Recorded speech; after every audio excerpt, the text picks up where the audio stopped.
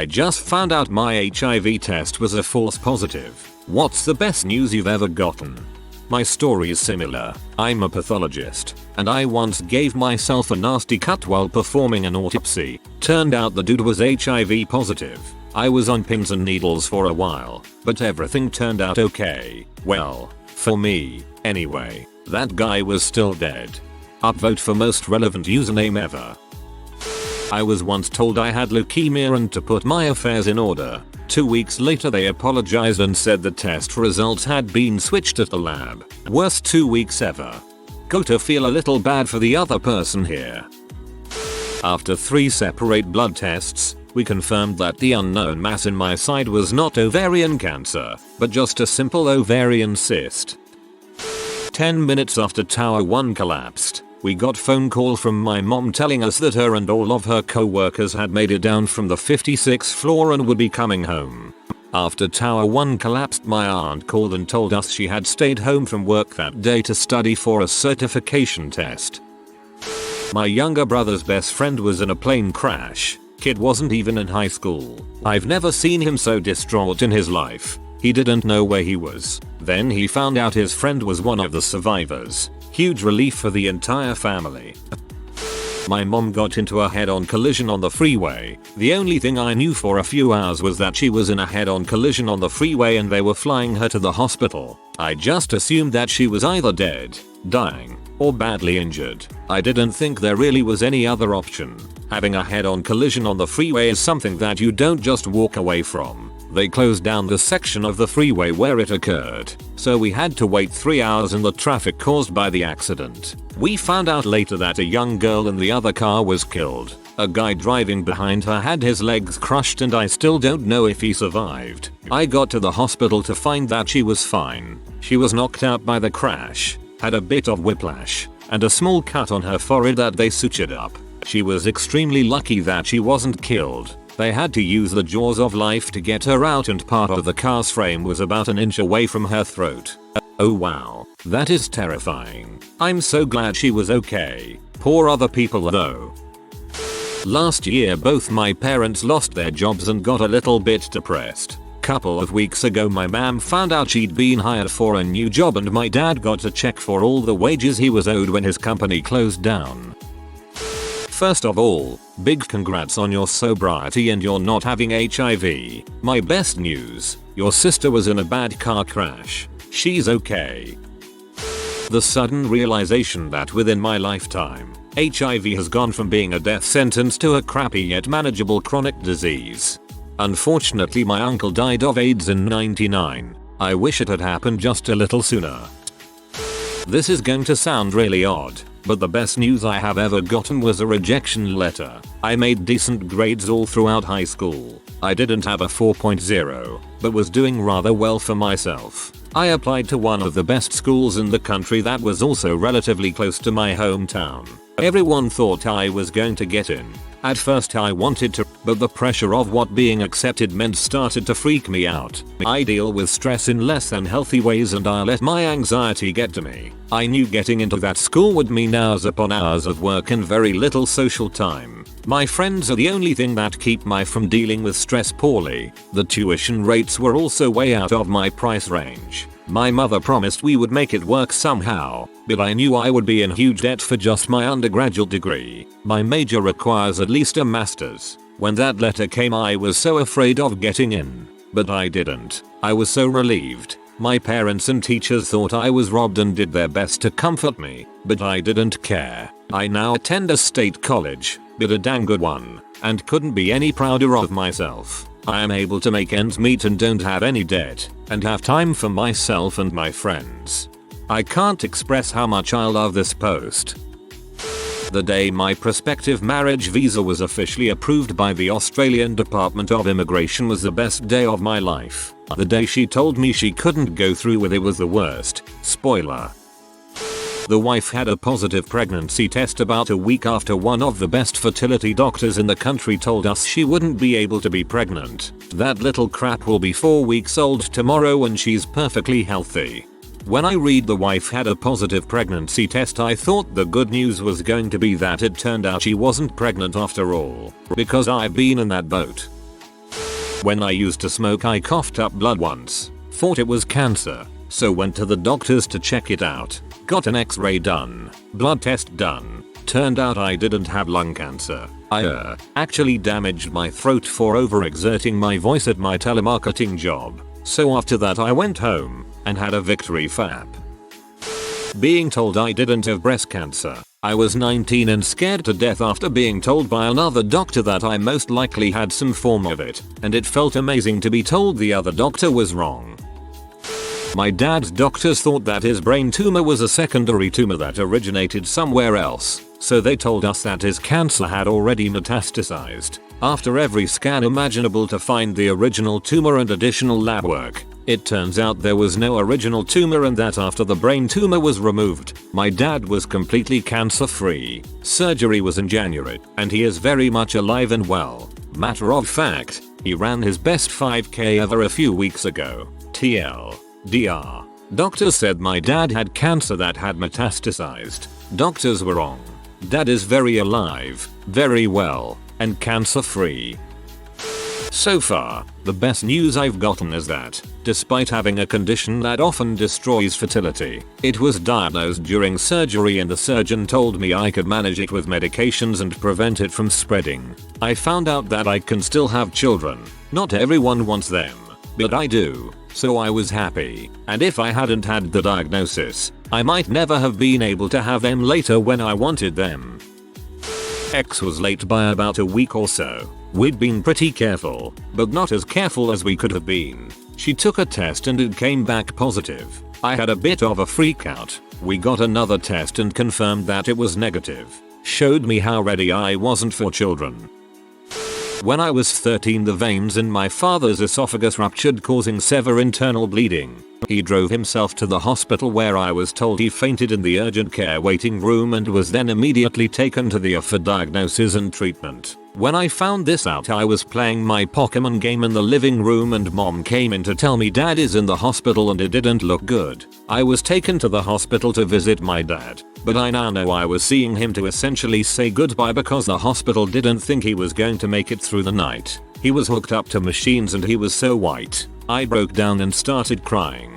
I grabbed onto my dad and would not let go for the next 2 weeks. I sat there in a chair next to him and held his hand whenever I could in between blood transfusions and different tests. I missed school and was told I couldn't stay, but I fought hard and would not leave my dad's side because I knew it could be my last day with him anytime now. 3 days before the end of the 2 weeks, I was sleeping with my head on his lap and the doctor came in and woke me up. He looked at me and told me that the procedure they had performed on him earlier had worked and that my dad should be able to make it. I remember shaking and crying violently, successively waking my dad up from his drug-induced slumber. 3 days later, I pushed my dad in a wheelchair out from the hospital back to our house. The best news I have ever gotten is that my dad will live. I still can't go into a hospital without having horrible sick feelings. OHH. I think reading this story got something in my eye. That's so weird. Sniffle. When I found out my abusive ex-boyfriend was found guilty on domestic violence and rape charges, the success of the latter charge was really up in the air until the end. I feel a little bad for my best news being someone else's worst news, but whatever. No pity for rapists. Revel in it. That a horrible disease I have has had successful treatments, meaning a cure is a very real possibility. It wouldn't affect me in my lifetime, but the hope that future generations wouldn't have to suffer is just fantastic. This disease is something I wouldn't wish on my worst enemy. Has had. I love it. My wife does planning for labs and procedures. Usually positives are done more than once. They plan on eliminating false negatives, so they are on the side of caution. Keeping that in mind, I had blood work done and I got a call in for a second battery. The nurse said that I had indications of HEP. I flipped out. When I got to the doctors, he said that the nurse should have never said that because the blood work was still going through secondary testing at the lab still. I didn't have HEP. It's not the right procedure to notify someone until they've gone through at least 3 tests if positive. There's different dilution strengths, and then different machines to test. Each one is a different procedure to narrow things down.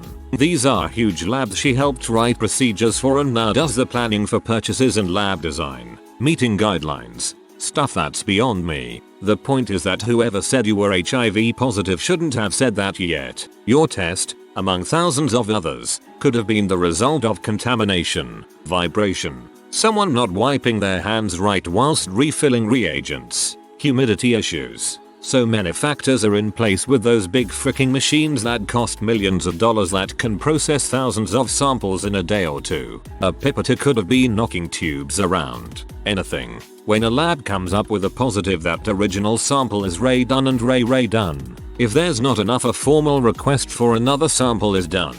And that's pretty much all you should be told. That it was inconclusive. The doc opened the door for a big acid lawsuit if you would have driven your car off of a bridge and left your family loved ones who relied upon your income. Well, you get the idea. If you offed yourself, your family could have sued for your income for life pre-tax into a trust fund at least. It's happened. I bet the supervisor of that shift is in some serious hot water right now. If not the senior manager, definitely the lab worker, unless she followed the step-ups procedures fully and has everything documented. If not, that person probably is fired. Lab guidelines, under FDA stuff, mean they can't blame the machine because there's supposed to be two. And then other procedures post flagging in case of a positive. If they blame the machine, then the lab is shut down until the machines are serviced, tested, then recertified by a licensed FDA, or is it CDC? I forget. Person. And that's about 2 weeks of downtime. You may take some comfort in that their haste and your angst. While that happened, some serious issues internally happened and are most likely happening at that lab, and people have to work overtime now. Your life is pretty important. More important than the cost of those machines, millions, and man hours. At 11 weeks pregnant, right before they do all the major testing to make sure the fetus is normal and okay, I was diagnosed with TTP. Treated throughout the pregnancy, nearly died twice, had 63 plasmapheresis treatments, multiple blood transfusions, and at 7 months go septicemia from an infect port to my heart, which led to a fantastic IQ trip with near acute respiratory failure due to pneumonia. Obviously freaking that with everything I had to endure and no way to tell during the 3-month mark. Tests would come back skewed since my blood is the issue. I thought my daughter was going to have 3 arms or something. Finally, when I was around 5 months and freed from the hospital, for the first time, spent time after in and out or in outpatient, I go in for the perinatologist, high risk baby doc, expecting the worst, only to find out that she's perfectly normal. I remember the exact words too well. If we took you out of the picture, this would be a perfect pregnancy. She's fine. Did the happy dance of oh thank Bob and nearly ripped out a suture on my chest port. Little brat will be 1 on the 22nd of June and is absolutely perfect, beautiful, and brilliant. I'm biased. Frick off. She's also an only child, and will stay that way. Oh, and I've officially been in remission for 8 months now, so yay. Amazing. The best news was when I was in the hospital just recently, and I hadn't urinated for over a week due to end-stage kidney failure. Well, one lucky night, I felt a special tickle that I hadn't felt in a long time. That night I peed brown pee, which burned like heck, but the doctors told me the news that this meant my kidneys were once again functioning and I wouldn't need dialysis any longer. I had rhabdomyolysis, which is something you'd probably see on the show House. It's really rare, but the only remaining symptom from the traumatic 1.5-month hospital stay is some nerve damage in my leg and foot. I once got an email from some group that sends anonymous messages for you if you need to contact people you've slept with to tell them they should get tested. I was on Skype at the time with my good friend. My email goes bling and I see what the message is, which is some attempt at adding humor to the situation. It said something like, "Hey, you know what isn't fun? Herpes. You should get tested." Personal message. From 4 Fingers. The from 4 Fingers is a reference to the fact that 4 fingers were the amount it took to get this girl going. I'm not proud. Anyway, while on Skype, I freaked out, then tried to get a hold of anyone that would have sent this to me and wasn't able to. The crazy thing is, a few days prior I got a random call from an unknown number. I answered, and at the time I didn't think about it, but some random older couple answered and I was like, who is this? And I heard them say, it must be one of S friends. I didn't even make the connection because it was a one night stand, but it was the same name of 4 Fingers. So, Freaking out, I downed 4 cups of coffee and smoked 6 cigarettes as I drove to the clinic. As I was pulling into the parking lot, my phone rings. I park the car and get out, and it's my friend who I called earlier. "Hey man, what's up? You called me," he says. "Yeah, I did. Did you play a joke on me?" Haha, "Yeah, I did." He's in med school, and it unwound that he was learning about STDs in his class that day, and the professor told them about the free online service to tell people to get tested. He thought it would be fun to send me a message, but because of that dang phone call with the random people who answered, I flipped out. Frick it. TLDR. My friend sent me an anonymous email that I should get tested for herpes. Maybe I still should. That's great, man. Congrats. Mine is when a close family member had a medical emergency that put them in a coma for an extended period of time, and finding out that they were going to survive, against very extreme odds. They are making an Avengers movie in a couple of years. It was the best news I ever got, even if my penis exploded from excitement. Good on you for being clean from coke and heroin for 3.5 months. That must have been really hard and painful. Well done, Squeakbot. About 2 years ago, my husband lost his job, and it wasn't like a normal thing with severance and unemployment benefits. He had been a contract programmer with a company in another state. They simply stopped paying him and started making excuses. Then they went quiet and we were left with no way to collect what was owed. I had a couple part-time jobs, but it wasn't enough. We had to start dipping into the money we'd put away for the kids' college. Several months passed, we were falling further and further behind and the savings were almost gone. And finally, just after we had used the last of our savings to pay one last month's rent, he was hired by the local university. We are still struggling to get back on top of things, and our kids are going to have to rely on grants and loans now, but at least we avoided being homeless.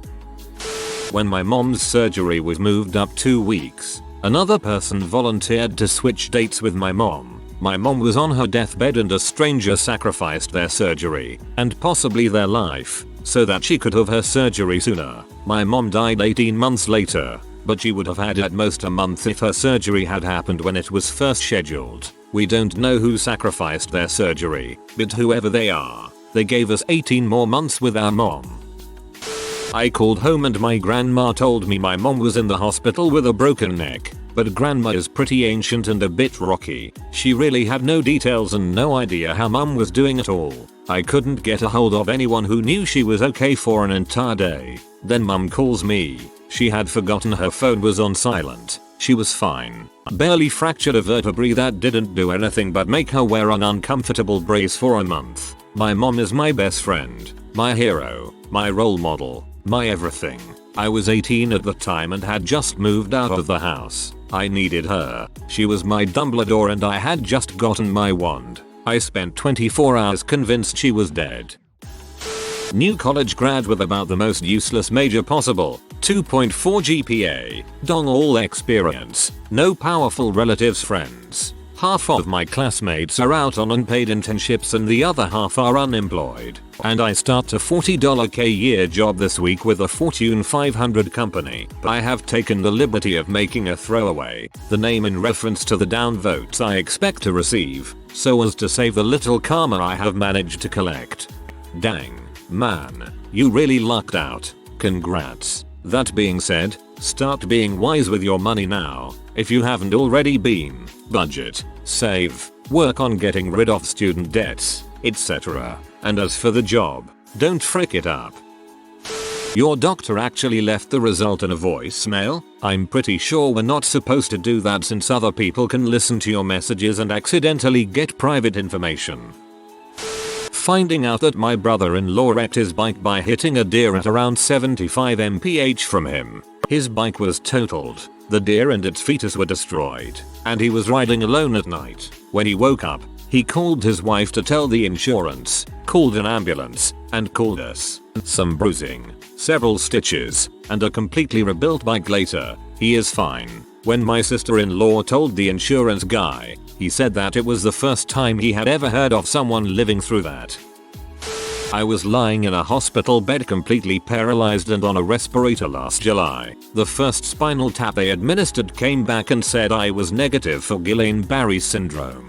The 3 possibilities they gave me were polio, meningitis, or GBS. I was terrified of being crippled forever or being an amputee. A few days later I was told that a mistake was made and that I actually do have GBS and would fully recover eventually. It's been a long road, but I'm optimistic and know it could have been worse. The best day for me was when my wife said I do. That was over 24 years ago. We have had our good times and a lot of bad times, but she has stayed with me through them all. I couldn't afford to give her what she wanted most of the time. All I can afford is my love. Maybe one day I can give her more. Remember, everybody, don't give up on love. It does exist. I am proof.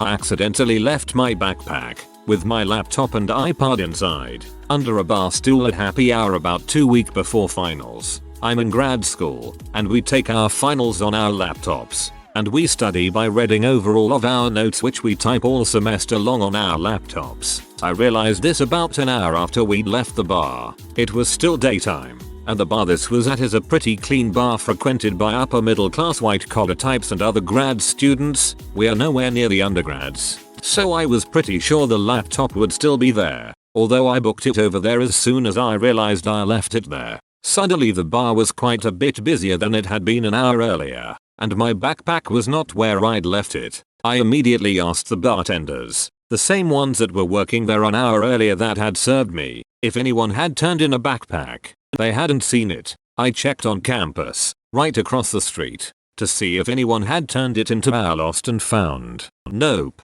So I was thoroughly shaken by this point, as all of my notes were gone, all of my music was gone, finals were in 2 weeks, and I could not at all afford a new laptop. So I'd have to handwrite my crappy exams that I could hardly study for. I filed a detailed police report online with the serial number but didn't hold my hopes up. Borrowed a roommate's laptop for that. The next day, I was headed to school to check for my laptop again at the same bar, just in case. Before I got there, I got a voicemail from one of my roommates, who had just gone to that bar with his friends for a beer break at lunch and said my backpack was behind the bar. Everything was inside. I've never been more relieved. Apparently, when I looked for the backpack the day before, somebody must have moved it off to the side somewhere so they could use the bar stool I was at, but didn't hand it over the counter. Apparently the cleaning crew found it on the floor the next morning. TL. DR. Grad student. Left backpack with laptop and iPod inside at bar 2 weeks before finals. Couldn't find it anywhere when I looked. Thought it was stolen and all my notes were gone. Roommate found it at the bar the next day. My wife and I had been trying to have a baby for a year, and, after both getting tested, we found out that while I had an above average sperm count, I had a high percentage of sperm with bent tails. The most likely effect was that my guys weren't able to get where they needed to go because they weren't straight swimmers. After a couple of weeks, we found out that the same day we received this news via a letter from our fertility specialist. We conceived. Fast forward a month, and my wife's doctor was doing the first ultrasound. After getting her bearings on the screen, she let out a confused sounding "huh." My heart sank because I thought something was wrong or the baby wasn't alive. We both asked, "What's wrong?" She started smiling and looked back at me and said, "There's two. From worst news ever to best news ever in 3 seconds. This will probably get buried, but I have to chip in with mine. When I was told that my cancer was gone and I didn't have to do any more treatment. Best news ever. I was diagnosed with Hodgkin's lymphoma when I was 15. I went through 8 months of chemotherapy, and my schedule was set back twice due to low white blood cell count. I even had chemotherapy on my sweet 16th. I also went through 5 surgeries, including an emergency surgery to remove an infected portacath that could have killed me. After my chemotherapy was done, I went in for another PET and CT scan, and a few days after that went to my oncologist to hear my results. I was expecting to hear, "All good, go home and cancer no more." Instead, I got told by a very sad doctor that they still found cancer, and that I would need 2 months of daily radiation. We cried together, and then we started making plans. By that time, I was stuck in a wheelchair. All my hair had fallen out, even my eyelashes. I had loads of mouth sores and felt awful all the time. The steroids that I was taking to help increase my white count were making me bulk up big time. I was a 16-year-old girl who was constantly mistaken for a boy. I did the 2 months of daily radiation, including treatment on Thanksgiving Day, and went in for another battery of scans. My oncologist this time told me not to get my hopes up, that there were a lot of possibilities, but not to worry because whatever happened, we could work through it with more aggressive chemotherapy. I went in to meet with her, but she wasn't there that day. Instead, I met with another oncologist on my team, just not my primary. As soon as I walked in the door, I knew it was bad news. And, indeed, it was. She sat me down and told me there were still suspicious looking spots on my scans and it looked like the cancer wasn't gone yet. We planned to come back and work out a new chemo regimen with my regular oncologist the next day. My mother told me later that day, watching me cry in my wheelchair as she wheeled me back to the car, was the moment she felt for sure that she was going to lose me. We went back to the hospital the next day. My regular doctor was there, and she said she had exciting news. The other oncologist had assembled my team to go over my results and it was the consensus of everyone that the shadows were just some residual scarring left over from my radiation. It would fade in time, and, importantly, the cancer was gone. I was declared cancer-free that day, still with the caveat that relapse was possible and a regular checkup plan, and I went home the happiest girl in America. I am now 8 years out and never relapsed. Of all the wonderful news I've been given in my life, that, without a doubt, takes the cake. TLDR. The day they told me that, after nearly a year's awful struggle with cancer rife with setbacks, I was cancer-free. If you are new to the channel, you can subscribe. I publish new videos every day. Until then, check another video.